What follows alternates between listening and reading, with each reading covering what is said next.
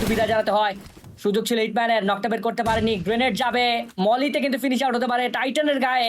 মলিটা হয়তো বা হিট করেনি, তিনি চলে যাবেন সামনে। আরো একটি গ্রেনেড এবং এই গ্রেনেডটা কাজে লাগবে নিশ্চয়ই। 3টি এলিমিনেশন পেয়ে যাবেন A1 অ্যারো স্পোর্টস। সবগুলো এলিমিনেশন যদি সিকিউর করা যায় তাহলে কিন্তু ওই একটা প্লেয়ার হারালেও কিছুটা হয়তো বা তারা নিজেদেরকে আফসোসটা থেকে বাঁচাতে পারবেন যে না, এই ম্যাচে প্লেয়ার দরকার ছিল। বাট সিনিস্টার কামড় কিন্তু এখান থেকে হয়ে যেতে পারে, সারপ্রাইজ অ্যাটাক কিন্তু হয়ে যেতে পারে। সিনিস্টার কেয়ারফুল থাকতে হবে, তিনি জানেন আশেপাশেই প্লেয়ারটা রয়েছে, বাট কোন পজিশনে গিয়ে তিনি আছেন সেটা কিন্তু জানা নেই। উপর থেকে শটগানের আক্রমণ, নকআউট হয়ে গেছে। সিনিস্টারকে পুরোপুরি ফিনিশ করে দেওয়ার চেষ্টা, বাট টিমমেট সামহাউ কভারটা দিলেন। সিনিস্টারকে পুরোপুরি ফিনিশ করে দেওয়া হলো। এবং অ্যারোর তরফ থেকে মাত্র 2জন প্লেয়ার সার্ভাইভ করবেন। এই মুহূর্তে যদি লুজ হয়ে যান টিপিক্যাল হতে পারে। সিবিআই কোনো সুযোগ দিতে যাচ্ছেন না। জ্যাক্স তিনি ধাওয়া করছেন, রাউডে টিক্সি নকটা বের করলেন। দেখা যাক ফিনিশ করতে পারবেন কিনা। গ্রেনেড আসবে, জ্যাক সেটাকে তোয়াক্কা করলেন না। টিক্সিকে কোনোভাবে ফিনিশ করতে হবে, সেই চেষ্টা A1 অ্যারো রয়েছে, বাট সেটা কিন্তু অনেকটা ইজি হবে না। এটিআর গিয়ে কিলটা সিল করেছেন।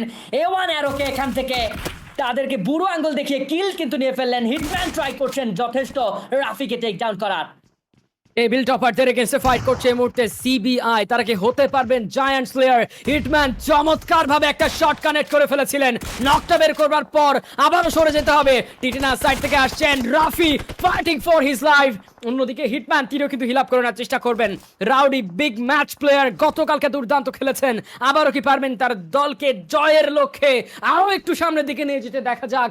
যাবে তিনিও কিন্তু এই মুহূর্তে ক্লোজ রেঞ্জে ফাইট নেওয়ার জন্য প্রস্তুত। চমৎকার grenade, rowdy striking again, last player তার এগেইনস্টে রাউডি টিকে থাকতে পারবে কিনা দেখতে হবে এবার। গ্রেনেড এসেছিল, তাকে ডাউন করা যায়নি। দরজাটা ফাটালেন, ভেতরে গ্রেনেড চার্জ করবেন।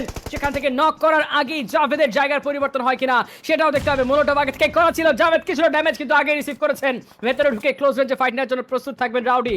বরাবরই রাউডির দুর্বলতার জায়গায় ছিল ক্লোজ রেঞ্জ, বাট দলের যখন প্রয়োজন ঠিক পুরোপুরি সিবিআর কাছে A1 অ্যারো ভার্সেস টিবিএফ এর ফাইট। উপরে উঠে গেছেন জোজো, অ্যাঙ্গেলটা ক্রিয়েট করলেন সিনিস্টার।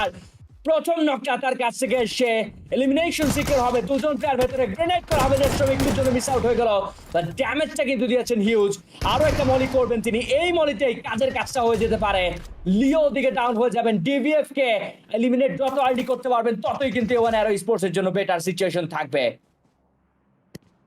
অবশ্যই সিনিস্নো এখান থেকে কি প্ল্যান রয়েছে, পেছনে চলে যাওয়ার দরকার, বাট তার কাছে সুযোগ সম্ভাবনা কিছু এই মুহূর্তে কিন্তু দেখা যাচ্ছে না। ডেথ স্ট্রপ ইভেন্চুয়ালি শেষ হয়ে গেল, এন্ড এখান থেকে জেনেসিস তারা ভাবছিলেন এলিমিনেশন পয়েন্টগুলো পাবেন, বাট সেটা এখানে তারা কিন্তু পাচ্ছেন না। এই মুহূর্তে আরো একটা নকআউট হয়ে গিয়েছে অলরেডি। রাউডি নিজে এই মুহূর্তে নকআউট হয়ে গেল। It's all up to hitman, let's see can he prevail on top. উপরে এগিয়ে যাচ্ছেন, সামনে এই মুহূর্তে প্লেয়ার দেখতে পাওয়ার কথা, দেখে ফেলেছেন। এলিমিনেশন পয়েন্ট কিন্তু একটি সিকিউর হয়ে গেল। হিটম্যান এখনো দলের জন্য কিন্তু বেঁচে আছেন। টপ 3 তে আমরা চলে আসলাম, এন্ড লাকিলি অর আনলাকিলি টপ 3 তে আমাদের ওভারঅল র‍্যাঙ্কে থাকা 3টা দলই কিন্তু রয়েছে।